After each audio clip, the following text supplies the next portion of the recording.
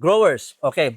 Napag-usapan natin ngayon yung vegetative stage, pati yung sa maturity. Now, pag-usapan naman natin, mag-ship na kami into the pre-harvest. Ito yung sinasabi niya na 7 days. And then afterwards, the harvest and the Yes. post-harvest. Please continue. The 7 prior. So, Oh, sige. prior to harvest, Yeah. off na siya Oh, sa nutrients. yes. So, we have a valve here Hmm. for nutrients. Yeah. We have two valves Yeah. for the nutrients Mm-mm. and for fresh water. Okay. So, if we are going to harvest, Oo. patay na as I said, ang nutrients, From tubig the na lang ang reservoir. Yeah, tumatakbo. just clear So, water na lang. So, patay na din ang Yung Wal- kalmag.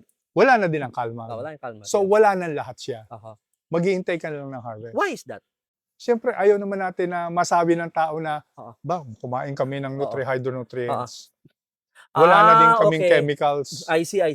Because I get your we said- para mapahinga sila, sabihin natin. I see. Parang walang sabihin Kasi wala natin pesticide, residues. Yeah. insecticide, Oo. and nutrient free. Oo. Pag yung Kasi kalimitang ganun. ginagawa nila, pesticide and insecticide free. Oo. Sa Alfrea, Oo. nutrient free na din pag hinarvest. 7 days prior. I see. Okay.